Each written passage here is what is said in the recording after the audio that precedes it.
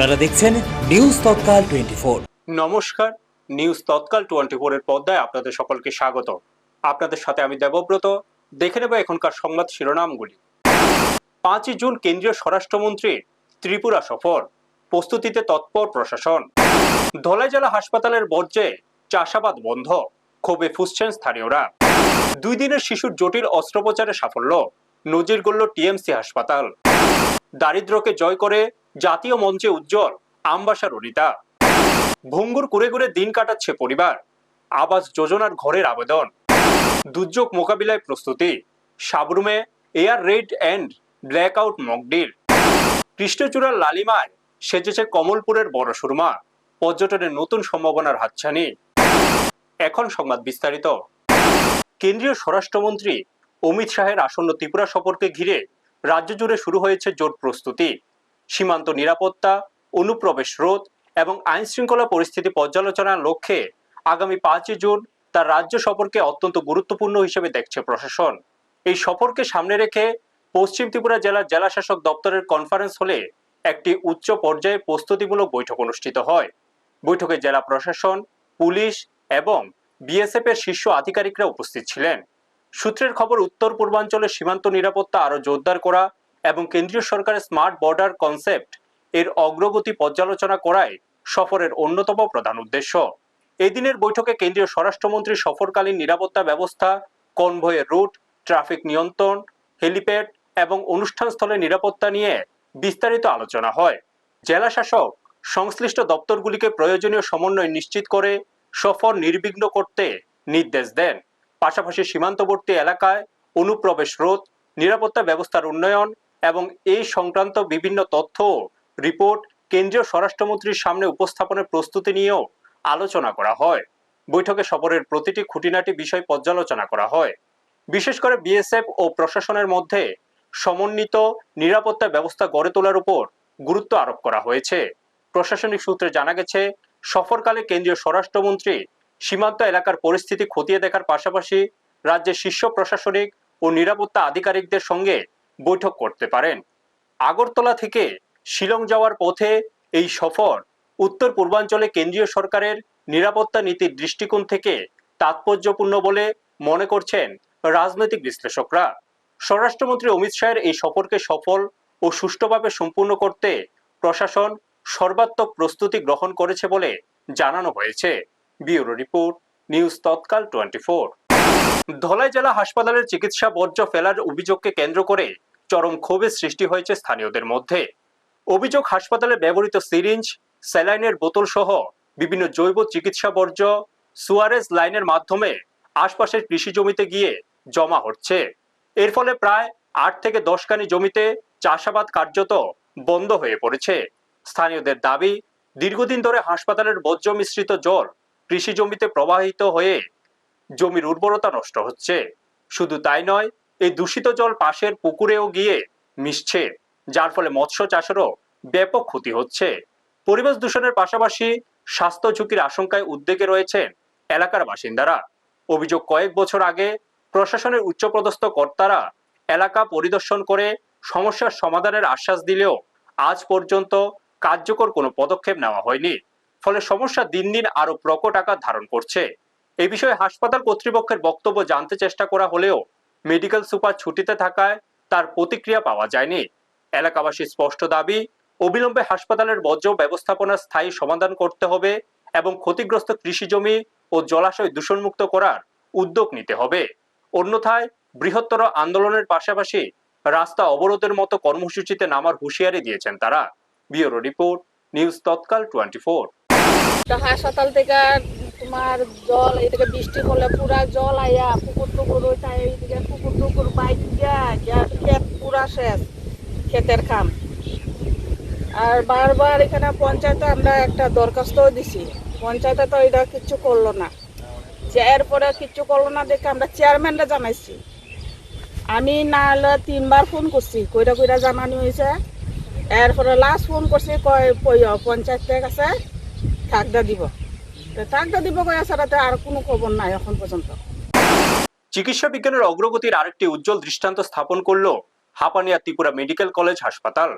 মাত্র 2 দিন বয়সী এক নবজাতকের অত্যন্ত জটিল অস্ত্রোপচার সফলভাবে সম্পূর্ণ করে নতুন আশার আলো দেখালেন চিকিৎসকরা। জানা গেছে, জন্মের পর শিশুটির শরীরে একটি বিরল ও জটিল জন্মগত সমস্যা ধরা পড়ে। ডায়াফ্রাম বা বক্ষ ও উদরের মাঝখানের পর্দায় ছিদ্র থাকার কারণে শিশুটির পেটের নাড়িভুঁড়ি সহ বিভিন্ন অঙ্গ বাম দিকের ফুসফুসের সংলগ্ন স্থানে চলে গিয়েছিল। চিকিৎসা বিজ্ঞানের ভাষায় এই রোগকে কনজেনিটাল ডায়াফ্রামাটিক হার্নিয়া বলা হয়। শিশুটির শারীরিক অবস্থা বিবেচনা করে দ্রুত অস্ত্রোপচারের সিদ্ধান্ত নেন চিকিৎসকরা। ত্রিপুরা মেডিকেল কলেজ হাসপাতালে পেডিয়াট্রিক সার্জন ডক্টর অনিরুদ্ধ বসাকের নেতৃত্বে সফলভাবে এই জটিল অস্ত্রোপচার সম্পূর্ণ হয়।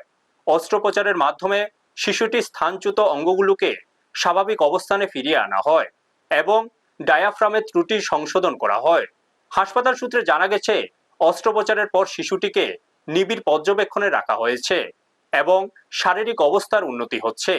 চিকিৎসকদের এই সাফল্যে শিশুটির পরিবার যেমন স্বস্তি পেয়েছে, তেমনি রাজ্যের চিকিৎসা পরিকাঠামোর সক্ষমতাও আরও একবার প্রমাণিত হয়েছে।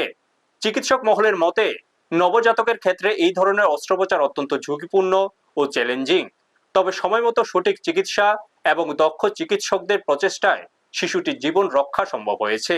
ব্যুরো রিপোর্ট, নিউজ তৎকাল 24। আমার নাম বৃতি রয়, আমার বাড়ি তেলিয়ামুড়া করিল। কি হয়েছিল? মানে প্রথমে তো আমরা প্রেগনেন্সি টাইমে তো কোনো কিছু ধরা পড়ে না, তারপরে হঠাৎ করে 9 মাসের সময়, যে সময় মানে সোনোগ্রাফি করছি 1 মাস আগে ডেলিভারির, তখনই ধরা পড়ছে যে বেবির একটু সমস্যা আছে, হার্নিয়া ধরা পড়ছে। তখনে যে আমরা অভিজিৎ স্যারের কাছ থেকে এখানে আইসি, এই স্যারের কাছে আসার পরে স্যারে দেখা যে কইছে যে মানে সমস্যা একটু মানে বেশি হয়ে গেছে এতদিনে, তার লাগে এখন বাচ্চা অপারেশনের পরে এমনকি আছে থাকলেও থাকতে পারে, নয়তো একটু শ্বাসটা একটু অন্যরকমভাবে হইব। তো স্যারে কইছে যে মানে সঙ্গে সঙ্গে অপারেশন লাগবে এটা। তো তারপরে জিবিতে আমরা মানে ডেলিভারি করাইছি 19 তারিখ। তারপরে এখান থেকে আমরা স্যারের কাছে মানে এখানে স্যারের কাছে আনা হয়েছে মানে 19 তারিখে, 20 তারিখ মানে স্যারে সার্জারি করছে। তো তারপরে সার্জারির পরে তো এখন বেবি অনেকটাই সুস্থ আছে। নমস্কার, আমার নাম অনিরুদ্ধ বসাক। আমি টিএমসির paediatric surgeon and neonatal surgeon.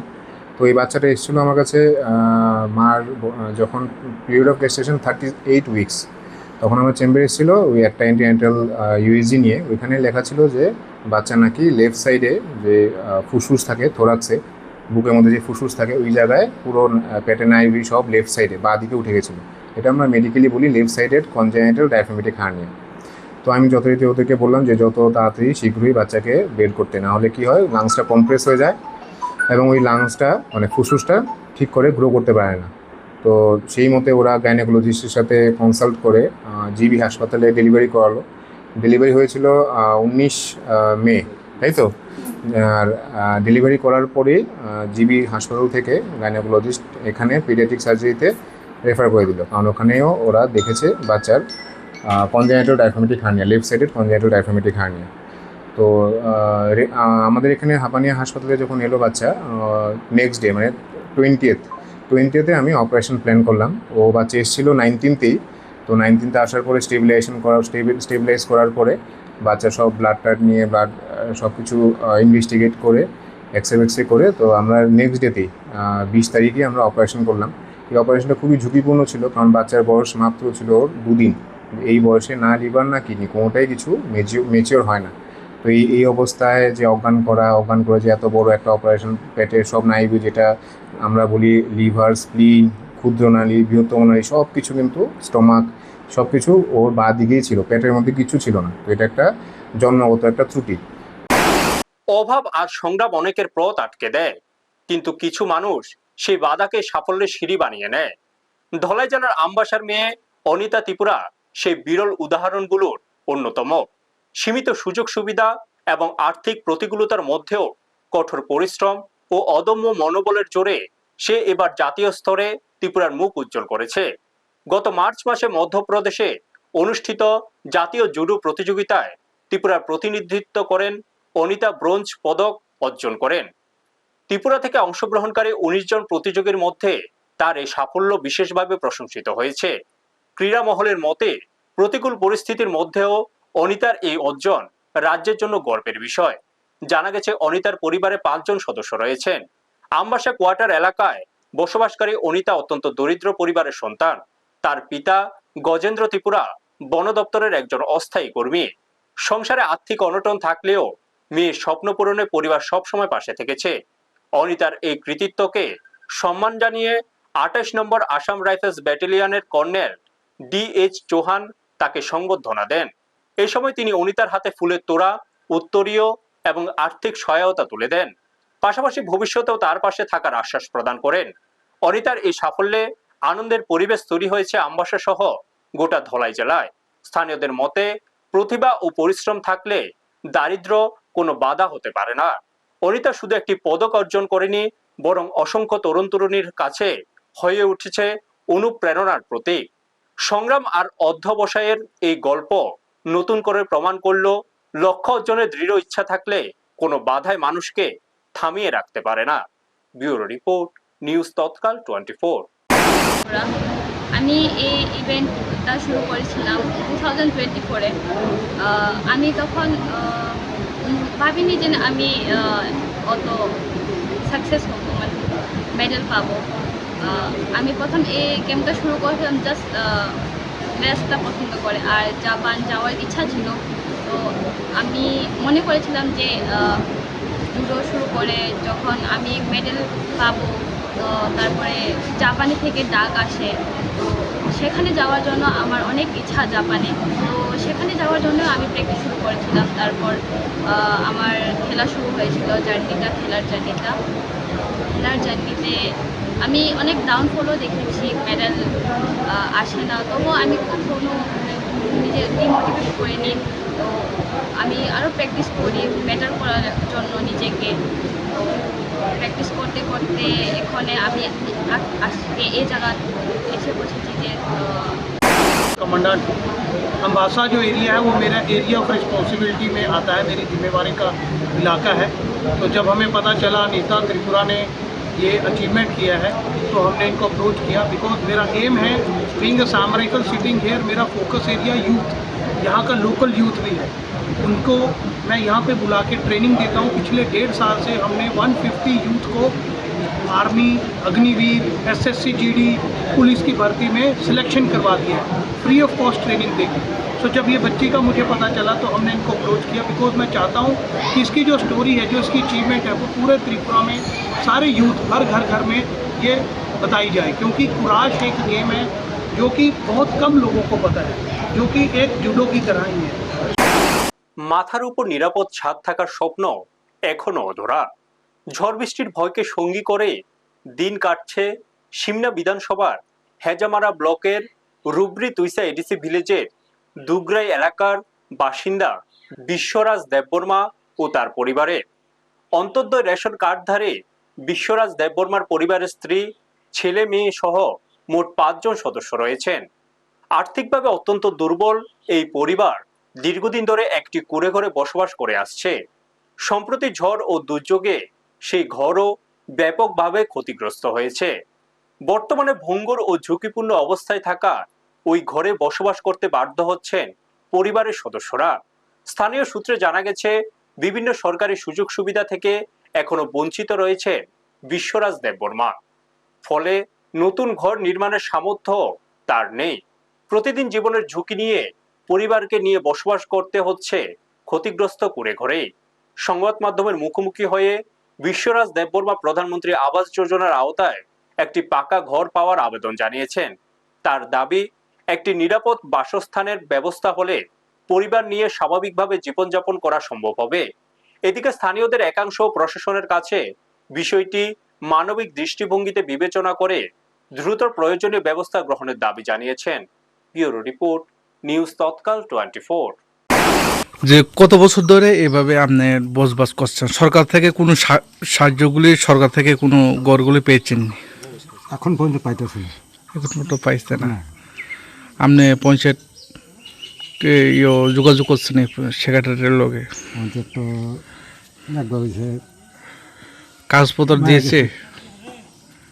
কাগজপত্র দিয়েছিলেন নি? দিছে, দিলেই পাইতেছে না এখন ও, কয়বার দিয়েছেন? একবার একবার। তারপরে পাই না না? না আইসের দেখে গেছেন না আপনি কর?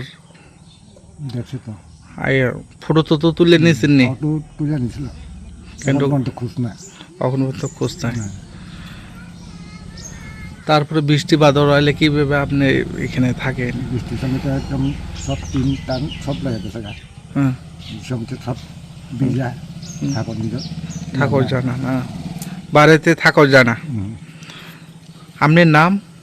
বিশ্বরাজ্য বর্মা, বিশ্বরায় দেবব্রমা। আপনি কি করেন? কৃষক কৃষক, করে, হ্যাঁ। কামলা করেন না? কতজন আছে এই বাড়িতে? বাড়িতে আপনি ছেলে মেয়ে কয়জন? ছেলে হচ্ছে 4 জন, হুম, মেয়ে হচ্ছে 4 জন। এখানে থাকে সবাই? আমার ছেলে সব মিলে আছে। বর্তমানে সরকারকে কি বলবেন আপনারা? আপনারা রেশন কার্ডগুলি আছে তো? আছে, রেশন কার্ড আছে না? বিপিএল না এপিএল? এটা অন্তর্দয় আমরা অন্তত। তারপরে এখানে আপনি খালি সরকারের গড়গুলি চাই, না, তাই তো? শুধু কর পালিয়েছে গড় পাইলে চলে, খালি থাকার জন্য। টাকার জন্য আর কি। যে কোনো জরুরি পরিস্থিতি মোকাবিলায় প্রস্তুতি ও সচেতনতার বিকল্প নেই। সেই লক্ষ্যকে সামনে রেখে সাবরুম মহকুমা প্রশাসনের উদ্যোগে এবং সিভিল ডিফেন্স ভলেন্টিয়ারদের সহযোগিতায় অনুষ্ঠিত হল এয়ার রেড অ্যান্ড ব্ল্যাকআউট শীর্ষক বিশেষ মক ড্রিল।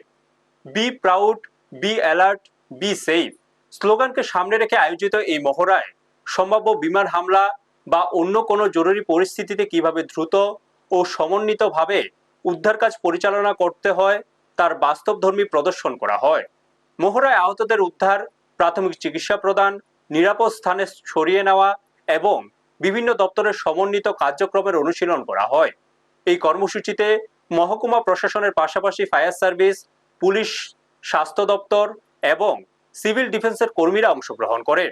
মহড়ার মাধ্যমে জরুরি পরিস্থিতিতে বিভিন্ন দপ্তরের মধ্যে সমন্বয় ও দ্রুত পদক্ষেপ গ্রহণের বিষয়টি তুলে ধরা হয়।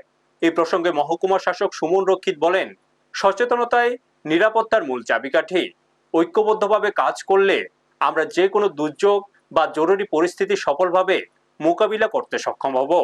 মক ড্রিলের মাধ্যমে সাধারণ মানুষের মধ্যেও দুর্যোগ মোকাবিলা, আত্মরক্ষা এবং জরুরি পরিস্থিতিতে করণীয় সম্পর্কে গুরুত্বপূর্ণ সচেতনতার বার্তা পৌঁছে দেওয়া হয়। প্রশাসনের এই উদ্যোগকে এলাকার মানুষ ইতিবাচকভাবে গ্রহণ করেছেন। ব্যুরো রিপোর্ট, নিউজ তৎকাল 24। একটা ডিজাস্টার ম্যানেজমেন্টের মহড়া করলাম। এটা এয়ার স্ট্রাইক এবং ব্ল্যাকআউটের মহড়া। যদি কোনো এয়ার স্ট্রাইক বা বম্বিং হয়, ওই জন্য আমরা কী করে, আমরা কতটা প্রস্তুত, আমরা এটা দেখে নিলাম। তো এখানে বিভিন্ন ডিপার্টমেন্টের রয়েছেন, TSCCL থেকে শুরু করে ফায়ার সার্ভিস, আমাদের PWD, মেডিকেল, তারপর আপদামিত্র ভলান্টিয়ার, CD ভলান্টিয়ার, সমস্ত যারা লাইন ডিপার্টমেন্ট আছে সবাই আমাদের সহযোগিতা করেছে এবং খুব সাকসেসফুলি আমরা এটাকে করতে পেরেছি মহড়াটা, এবং সবাই দেখলাম যে খুব স্বতঃস্ফূর্তভাবে পার্টিসিপেট করে। সবুজে ঘেরা প্রকৃতির বুক চিরে যেন আগুন রাঙ্গা আবেগ ছড়িয়ে দাঁড়িয়ে আছে কৃষ্ণচূড়ার সারি। বিস্তীর্ণ ধানক্ষেত, নদীর পাড়ের শান্ত সৌন্দর্য আর নির্মল বাতাস মিলিয়ে বড় সুরমা এখন যেন এক জীবন্ত ছবির নাম। বিকেল নামলে এখানে ভিড় জমাচ্ছেন প্রকৃতি প্রেমীরা। স্থানীয় মানুষদের পাশাপাশি দূর দূরান্ত থেকেও ছুটে আসছেন অনেকে, শুধুমাত্র এই নয়নাভিরাম দৃশ্যের মোহে। প্রকৃতির এই অপার সৌন্দর্যে মুগ্ধ হয়ে সম্প্রতি স্থানটি পরিদর্শনে যান সুরমা এলাকার বিধায়িকা স্বপ্না দাস পাল। এলাকা ঘুরে দেখে তিনি জানান, আগামী দিনে বড় সুরমাকে আরো আকর্ষণীয় ও সুন্দরভাবে গড়ে তোলার উদ্যোগ নেওয়া হবে।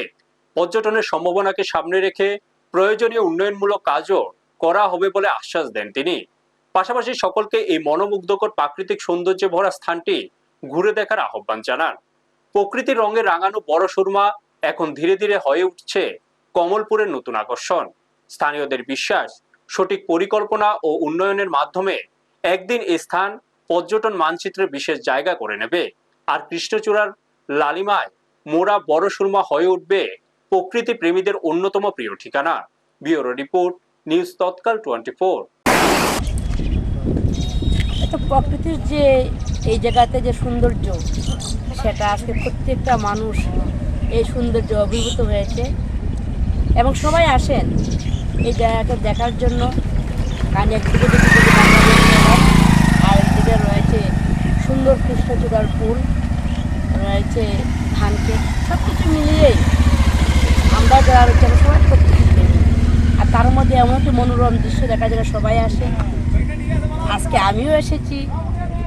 আমরা এই এলাকার যারা আমার অভিভাবক অভিভাবিকা সহ যুবক যুবতীরা বা বাচ্চারা রয়েছে, সবার সঙ্গে কথা বললাম এবং সবার মনের মধ্যে একটাই রয়েছে যে এত সুন্দর একটা জায়গাকে আমরা আগামী দিন আরও কীভাবে আরও সৌন্দর্য করতে পারি, এবং যখন সবাই আসেন এই জায়গাতে দেখার জন্য, আমরা যেন আমাদের রাজ্য সরকারের পক্ষ থেকে আমরা একটু সহযোগিতার হাত বাড়িয়ে দিতে পারি, একটু বসার। এখনকার মতো সংবাদ এই পর্যন্তই। আমাদের অন্যান্য অনুষ্ঠানের জন্য চোখ রাখুন নিউজ তৎকাল 24 এর পর্দায়।